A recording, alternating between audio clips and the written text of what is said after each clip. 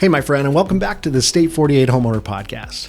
Today, we're answering one of the biggest questions in real estate. What's the Arizona market going to do in 2025?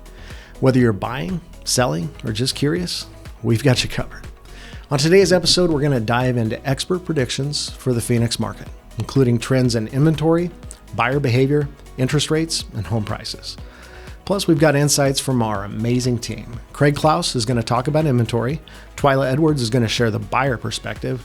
Rick Collins and Rob Martin are going to discuss market trends. And loan officer Steve Farrington is going to break down what's happening with interest rates. And stick around until the end of the video. I'm going to share 3 actionable tips to make the most of the 2025 market, no matter where you stand. And if you find value in this video, hit that like button and subscribe for more updates. So let's dive into the 2025 Arizona market today on State 48 Homeowner. Hi, I'm Kraig Klaus, and this is State 48 Homeowner. 2024 brought big shifts in the real estate market. Buyers are older, sellers are holding on to low mortgage rates, and inventory remains tight. In 2024, we saw affordability challenges, high interest rates, and limited inventory shaping the market. And then here in Arizona, we've seen that shift with inventory climbing in the last few months. Demographics are shifting too. Consider these figures from 2024. It's crazy numbers. The average first-time home buyer is now 38. That's up from 32 just a few years ago. It's taking people a lot longer to save for that down payment. The average age of family formation is 26, but we're not seeing that step of home ownership until 38. That's a separation of 12 years. In the game of life, it's 11 spaces in a payday, but in real life right now, unfortunately, it's 12 years. The median home buyer age hit 56 in 2024. That's an all-time high, up from 49 last year. All cash buyers make up 26% of all transactions. That's another record. Multi-generational living is on the rise, with 17% of buyers opting for multi-gen homes. First-time home buyers now represent just 24% of the market. That's an all-time low. It's usually about a third of the market. Last year it was 32%. This year, 24%. Affordability challenges are reshaping the way that people buy homes. So what does this all mean for 2025? Let's start with inventory. Here's Kraig Klaus to break it down. Yeah, inventory is still one of the biggest drivers of the current market. We've seen some improvement in Arizona. We're up 35% year over year, but we're still below pre-pandemic levels, and nationwide inventory is still low. One reason for the recent increase in inventory are fewer buyers in the market right now due to mortgage rates going up and lower affordability overall. We are expecting rates to drop and buyer demand to come roaring back. Inventory will initially decrease, and the housing shortage could start to make the market more into a strong seller's market. Builders are increasing housing starts, but after more than a decade of underbuilding, we're still playing catch up. There are estimates from 3 to 4 million units short of housing for balance that would be evidence of that. A lot of sellers are staying put and have over the last couple of years because of the rate lock-in effect, the low mortgage they're in. So they're hesitant to sell and take on higher payments. The typical seller now is 63 years old. Many are downsizing or moving for retirement, moving out of state back into to family, not adding a ton of inventory back into the market. But we expect that in 2025 to change. Affordability is the key. And as mortgage rates are expected to move lower, and as we move into 2025, we'll see affordability come back for buyers and sellers, and expect 2025 to be a good year. Now, let's talk about buyers. Twila, you work closely with buyers every day. What are they experiencing, and how might that change in 2025? Affordability is a top challenge. Buyers are older now because it takes longer to save for a down payment. Many hope that rates or prices would come down, but so far that hasn't happened enough to make a big difference. Multi-generational living is becoming more common as families pool their resources. It's a smart way to manage affordability challenge, and we're seeing more of it every year. And with 26% of the transactions being all cash, finance buyers are facing some tough competition. What's your advice for buyers heading into 2025? Be prepared, get pre-approved with a great local lender, work with an experienced agent, stay flexible. When rates do start to drop, competition will heat up, so it's important to act quickly and strategically. Waiting for the rates to drop is a pretty common plan. So if that's your route, plan for competition for the best homes, which means multiple offers. Right now, multiple offers aren't very common. If rates do drop into a range that you like, there's always refinancing opportunities down the road. Let's shift gears and talk about interest rates. Steve, what's your outlook for 2025? Well, the good news is that rates are expected to trend downward. Current rate forecasts expect to move into the low 6% range by late 2025 and throughout the year. This is tied to broader economic policy, labor markets, and future inflation reports. Also, if the new administration can create a plan to cut government spending and reduce the deficit, it could help bring mortgage rates down even more. In addition to that, more housing starts would also ease housing inflation, potentially influencing future Federal Reserve rate cut decisions.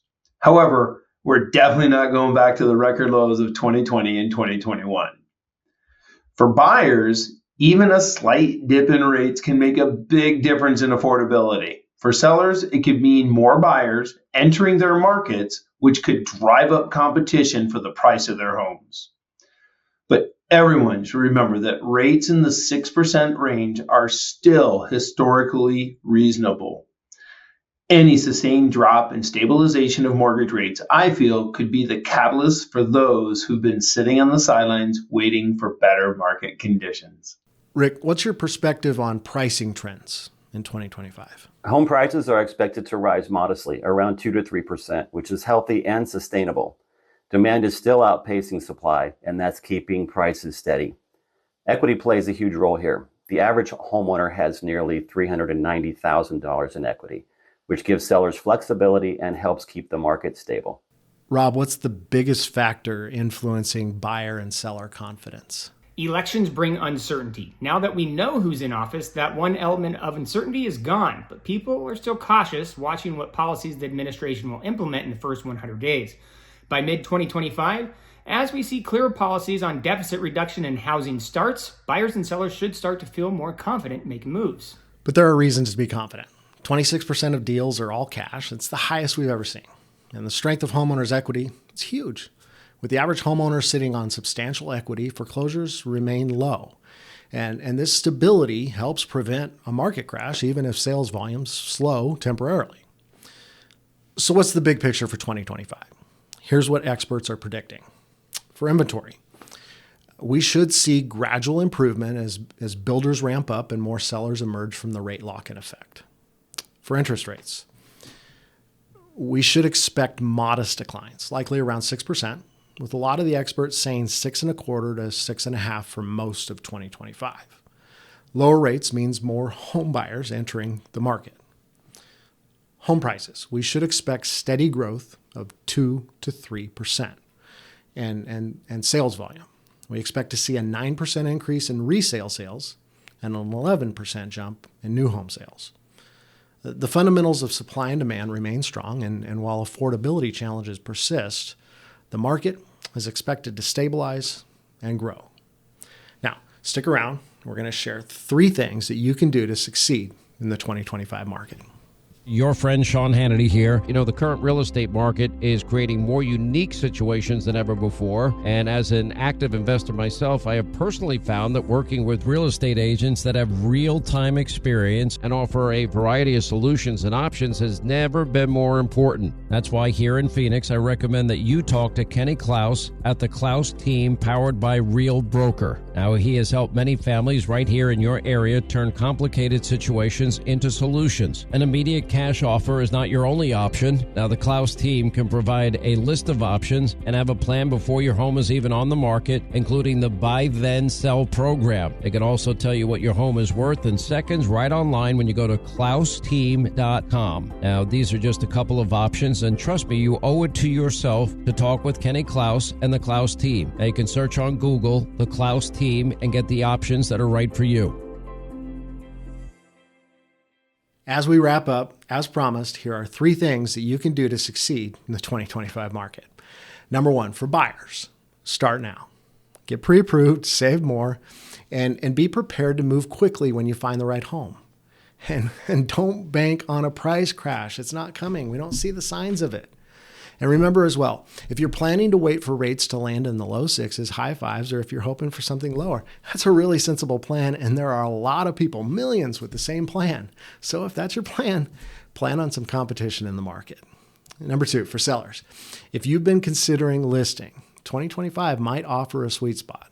Slightly improved rates and increased demand mean that you could attract some serious buyers willing to pay a fair price. In the meantime, make sure that you focus on pricing and presentation, especially if you're in one of the cities on the edge of the valley where the market balance has shifted more towards buyers. And number 3, for everyone, stay informed. Work with a knowledgeable local agent who understands the Arizona market. The market varies by city, by neighborhood, by property type, by price point. You need to rely on an expert who is in the business full time and constantly researching and improving themselves. The more you know, the more resources you have, the better decisions that you're going to make as a home buyer or a home seller. Thanks for tuning in to the State 48 Homeowner Podcast. If you found this video helpful, give us a thumbs up, subscribe, and don't forget to ring that bell for notifications of all of our new videos as we release new content every week, including these podcasts, local news, restaurant reviews, property walkthroughs, and more. And let us know in the comments below what your biggest question is about the 2025 market. We're here to help. Thanks for joining us, and make it a great day. Thanks for spending time with us this week at State 48 Homeowner, the ins and outs of owning an Arizona home. You can connect with us for more information, submit topics you'd like us to further discuss. You can see relevant videos, give us feedback, answer your real estate questions, and more at state48homeowner.com.